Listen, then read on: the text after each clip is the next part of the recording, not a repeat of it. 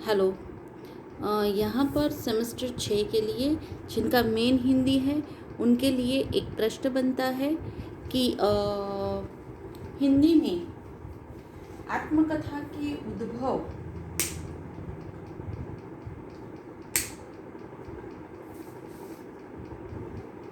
और विकास को रेखांकित कीजिए अथवा आत्मकथा के क्रमिक विकास क्रम को दिखाते विकास क्रम को चित्रित कीजिए अथवा आत्मकथा की उद्भव एवं विकास की चर्चा कीजिए। इस इतने इतने रूप से यह प्रश्न पूछा जाता है।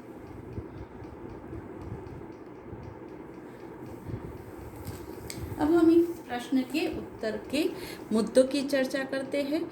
तो इसमें हम देखते हैं प्रस्तावना, आत्मकथा का प्रारंभ, छायावादोत्तर आत्मकथा का विकास, स्वातंत्रोत्तर युग और उपसंहार के रूप में इस प्रश्न के उत्तर को हम देख सकते हैं। अब हम देखते हैं इस प्रश्न के उत्तर को। हालांकि किसी भी तरीके से यह प्रश्न पूछा जाए, आगे जैसे हमने बात की वैसे कि हिंदी में आत्मकथा के उद्भव और विकास को रेखांकित कीजिए, या फिर आत्मकथा के क्रमिक विकास क्रम को चित्रित कीजिए, या फिर आत्मकथा के उद्भव एवं विकास की चर्चा कीजिए।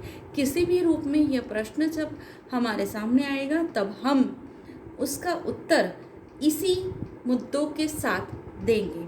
तो हम इस प्रश्न के उत्तर की चर्चा करते हैं।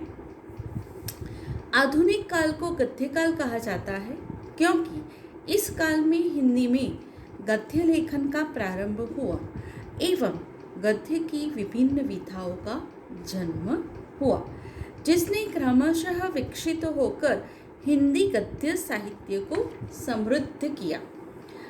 आत्मकथा हिंदी गद्य की अपेक्षाकृत छोटी विधा मानी जाती है। उपन्यास, कहानी, नाटक आदि गद्य विधाएं बड़ी विधाएं मानी जाती हैं। हिंदी में आत्मकथा लिखने की ओर कम लेखकों ने ध्यान दिया है। आत्मकथा को आत्मचरित भी कहा जाता है। आत्मकथा में आत्मकथा का लेखक अपने विगत जीवन का तटस्थ चित्रण प्रस्तुत करता है। आत्मकथा मुख्यतः दो उद्देश्यों से प्रेरित होकर लिखी जाती है। एक तो आत्मनिर्माण या फिर आत्मपरीक्षण, अतीत की स्मृतियों का मोह, जिसके मूल में अपने आप को जानने का प्रयास, और दूसरा है कि स्वयं के अनुभवों का लाभ दूसरे लोगों को भी मिल पाए और अपने जीवन को वे व्यवस्थित रख सके।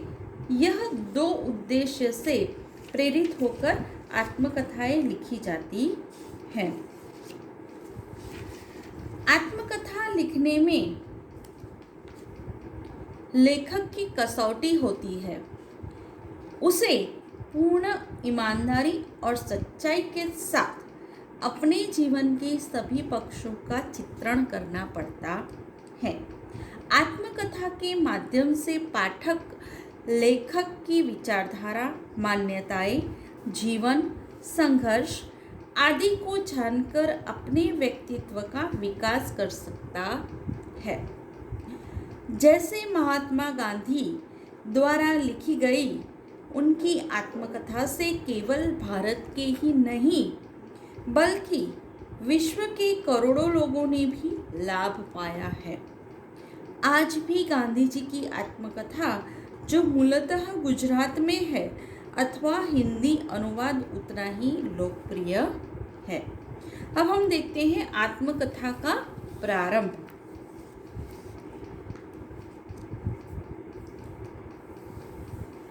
हिंदी में आत्मकथा साहित्य का विश्वास अपेक्षाकृत कम मिलता है। विभिन्न लेखकों द्वारा रचित साहित्य में यत्र तत्र आत्मकथात्मक संकेत मिल जाते हैं, किंतु उन्हें आत्मकथा नहीं कहा जा सकता। वस्तुतः हिंदी में आत्मकथा के स्वरूप को ध्यान में रखकर लिखी गई सबसे पहली आत्मकथा 18वीं शती के जैन कवि बनारसी दास लिखित अर्धकथा मिलती है। इस रचना में आत्मकथा के स्वरूप का निर्वाह मिलता है। इसके उपरांत आधुनिक काल के प्रथम चरण में भारतेंदु ने कुछ आप बीती कुछ जग बीती नामक अपनी आत्मकथा लिखनी शुरू की थी, किंतु उसकी असामयिक मृत्यु के कारण यह रचना पूरी न हो सकी। भारतेंदु जी ने अपनी आत्मकथा में अपने विगत जीवन और मुफ्तखोरे मुसाहिबों का अत्यंत रोचक एवं सजीव चित्रण किया है। इसके उपरांत आधुनिक काल के प्रथम चरण में भारतेंदु ने कुछ इसके उपरांत भारतेंदु के समकालीन लेखक अंबिकादास व्यास ने सन 1901 में निज वृत्तांत शीर्षक से अपनी आत्मकथा लिखकर इस विधा को आगे बढ़ाया। आत्मकथा लेखन के प्रारंभिक दौर में कुछ अन्य लेखकों का नाम भी उल्लेखनीय है। इनमें स्वामी श्रद्धानंद चरित कल्याण पथ का पथिक भवानी दयाल संदाल रचित प्रवासी की आत्मकथा तथा स्वामी सत्यमेव परिव्राजक की स्वतंत्रता की खोज प्रमुख है। प्रवासी की आत्मकथा कई वर्षों तक चर्चा के केंद्र में रही थी। आगे चलकर छायावाद युग से आत्मकथा का विकास परिलक्षित होता है। अब हम देखते हैं छायावाद युग में आत्मकथा का विकास। भारतेंदु एवं द्विवेदी युग में आत्मकथा लेखन की ओर लेखकों की विशेष रुचि नहीं दिखाई देती। छायावाद युग के प्रारंभ के बाद इस विधा की ओर लेखकों का ध्यान गया है और कुछ उल्लेखनीय आत्मकथाओं का लेखन इस युग में हुआ है। स्वामी दयानंद रचित जीवन चरित्र इस युग की सर्वप्रथम उल्लेखनीय आत्मकथा है। इसके उपरांत भाई परमानंद लिखित आप बीती, महात्मा गांधी लिखित आत्मकथा तथा नेताजी सुभाष चंद्र बोस लिखित तरुण के स्वप्न नामक आत्मकथाएं उल्लेखनीय है। इन रचनाओं ने आत्मकथा के विकास में महत्वपूर्ण योगदान दिया। महात्मा गांधी एवं सुभाष चंद्र बोस की आत्मकथाएं हिंदी में अनुदित रचनाएं हैं, फिर भी प्रभाव की दृष्टि से ये हिंदी में लिखी गई हो ऐसा लगता है। इन रचनाओं ने हजारों पाठकों का ध्यान आत्मकथा की ओर आकर्षित किया। अब हम देखते हैं छायावादोत्तर आत्मकथा का विकास। छायावाद में लिखी गई महत्वपूर्ण आत्मकथाओं की लोकप्रियता ने इस युग में अनेक लेखकों को आत्मकथा लेखन की ओर प्रवृत्त किया। आत्मकथा का पूर्ण विकास इस युग में हुआ है ऐसा कहा जा सकता है। साहित्यकारों के उपरांत समाज सेवकों एवं राजनेताओं ने भी अपनी अपनी आत्मकथाएं लिखकर इस विधा को विकसित एवं लोकप्रिय बनाया।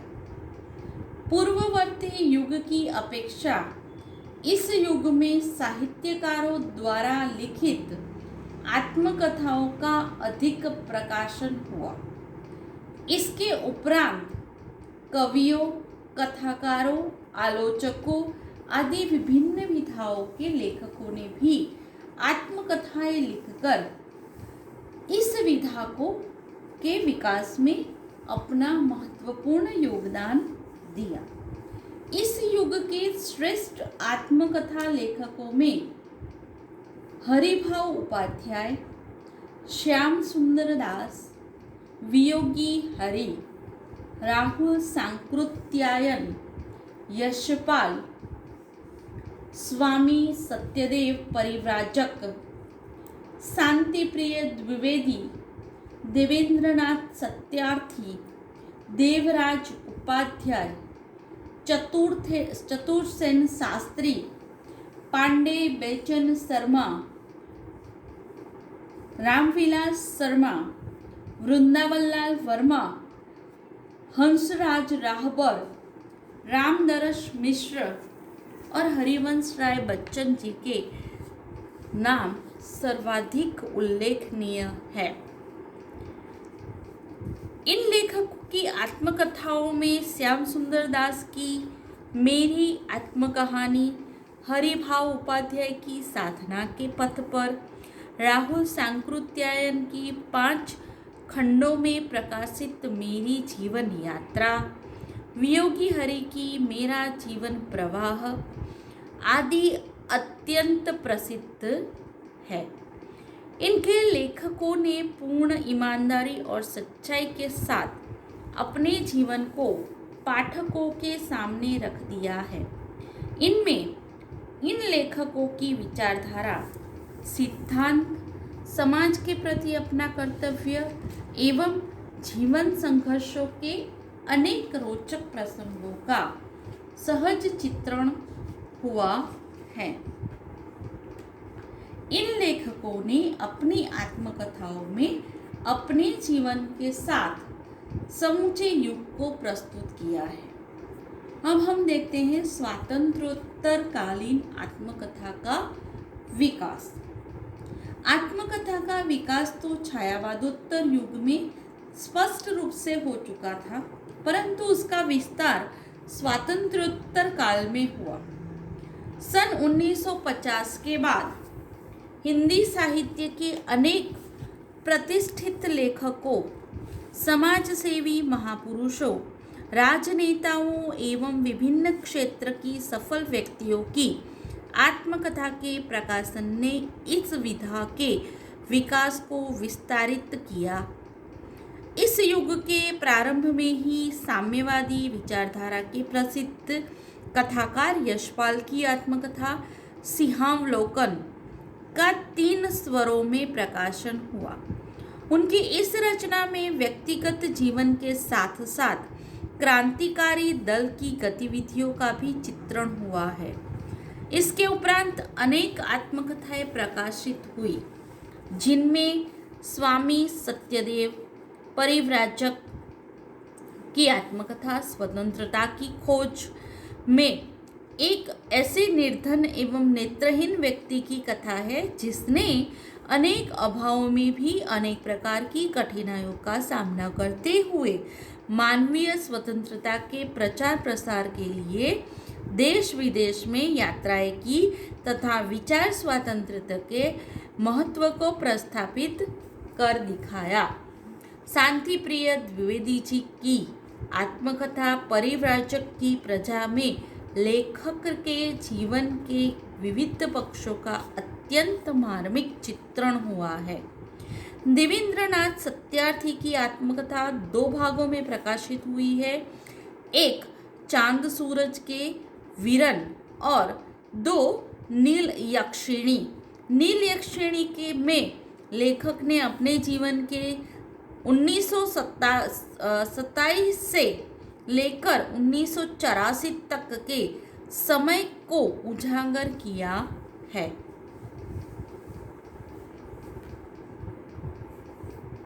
शिल्प की दृष्टि से यह आत्मकथा हिंदी लेखन में एक नवीनतम और मौलिक प्रयोग है। हिंदी के समर्थ नाटककार सेठ गोविंददास ने आत्मनिरीक्षण नामक आत्मकथा लिखी है, जिसमें उन्होंने महात्मा गांधी तथा जवाहरलाल नेहरू तक के विचारों की खुलकर आलोचना की है। इस आत्मकथा में भारतीय स्वाधीनता आंदोलन को भी दिखाया गया है।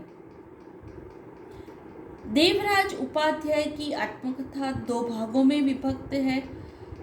1 बचपन के 2 दिन, 2 यौवन के द्वार पर। इस आत्मकथा की मुख्य विशेषता है कि उसका मनोवैज्ञानिक विश्लेषण लेखक ने मनोविश्लेषण के आधार पर अपने जीवन की विभिन्न प्रवृत्तियों के चिन्ह शैशव में खोजे हैं। हिंदी के सुप्रसिद्ध हालावादी कवि हरिवंश राय बच्चन ने अपनी आत्मकथा को 4 खंडों में प्रस्तुत किया है। 1 क्या भूलूं क्या याद करूं, 2 नीड का निर्माण, फिर 3 बसेरे से दूर, और 4 10 द्वार से सोपान तक। इन 4 खंडों में लेखक ने अपने समूचे जीवन को अत्यंत ही रोचक शैली में प्रस्तुत किया है। पाठकों को अत्यंत सहजता और सरलता से लेखक की रचना प्रक्रिया, भौतिक तथा मानसिक संघर्ष के तथ्यों की कलात्मक रूप में जानकारी उपलब्ध होती है। यशद्वार से सोपान तक उनकी आत्मकथा का अंतिम खंड है, जिसे अत्यंत लोकप्रिय हुआ है।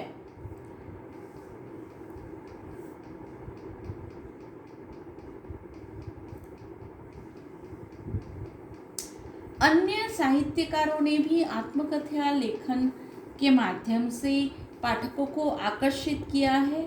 वे हैं पद्मलाल पुन्नालाल बख्शी, मेरी अपनी कथा, पांडे दिलचंद शर्मा, अपनी खबर, डॉक्टर भुवनेश्वर प्रसाद मिश्र, जीवन के 4 अध्याय, वृंदावनलाल वर्मा, अपनी कहानी, रामावतार, अरुणायन, कृष्णचंद्र, आधे सफर की पूरी कहानी, रामनरेश मिश्र, जहां मैं खड़ा हूँ, हंसराज रहबर, मेरे 7 जन्म आदि उल्लेखनीय है। इस युग में साहित्यकारों के अतिरिक्त राजनीतिक सामाजिक क्षेत्र में प्रवृत्त महानुभावों ने भी अपनी अपनी आत्मकथाएं लिखकर आत्मकथा साहित्य को समृद्ध बनाया है। ऐसे लेखकों में डॉक्टर राजेंद्र प्रसाद, जानकी देवी बजाज, नरदेव शास्त्री, पृथ्वीराज आबिद अली, मोरारजी भाई देसाई तथा बलराज मधोक आदि का नाम हम ले सकते हैं।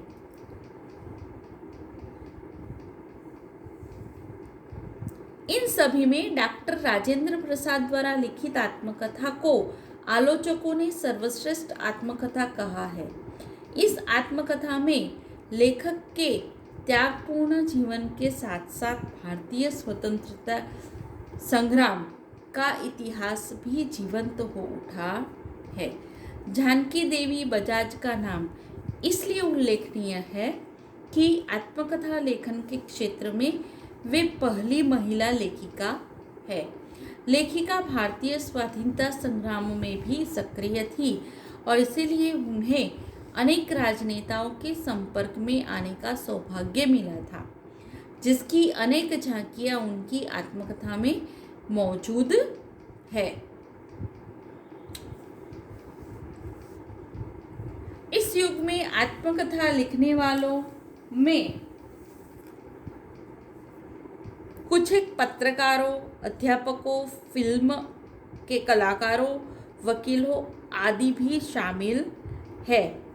पत्रकारों में विख्यात पत्रकार मूलचंद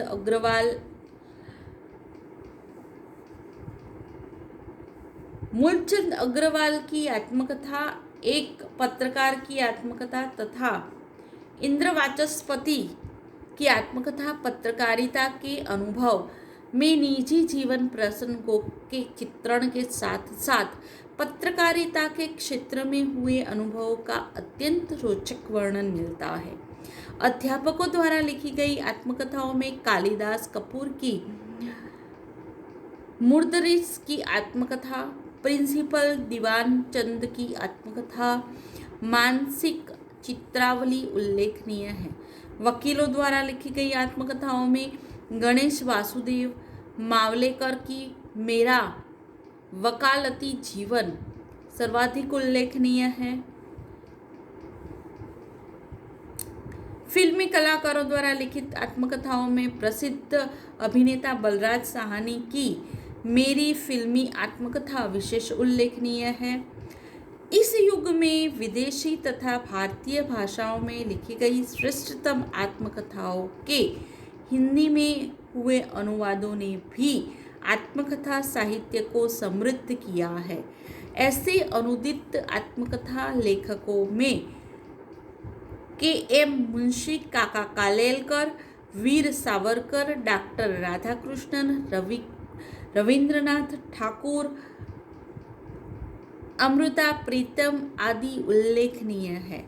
विदेशी लेखकों में Tolstoy, Hitler, Helen Keller, Khan Abdul Ghaffar Khan आदि की आत्मकथाएं प्रसिद्ध है। उपसंहार के रूप में हम कहें तो हिंदी के आत्मकथा साहित्य के विकास क्रम के परिचय के उपरांत हम कह सकते हैं कि हिंदी का आत्मकथा साहित्य वैविध्यपूर्ण है। साहित्यकारों के अतिरिक्त सामाजिक, राजनीतिक महापुरुषों एवं अन्य क्षेत्रों के सफल व्यक्तियों ने अपनी आत्मकथाएं लिखकर इस विधा को विकसित एवं समृद्ध बनाने में महत्वपूर्ण योगदान दिया है। प्रायः सभी लेखकों ने अपने निजी एवं सामाजिक जीवन के चित्रण को प्रधानता दी है। ये आत्मकथाएं भाषा एवं शिल्प की दृष्टि से भी श्रेष्ठ है। आज आत्मकथा साहित्य ने दूसरी साहित्यिक विधाओं में अपने लिए खास जगह बना ली है। यह प्रश्न यहाँ पूर्ण होता है।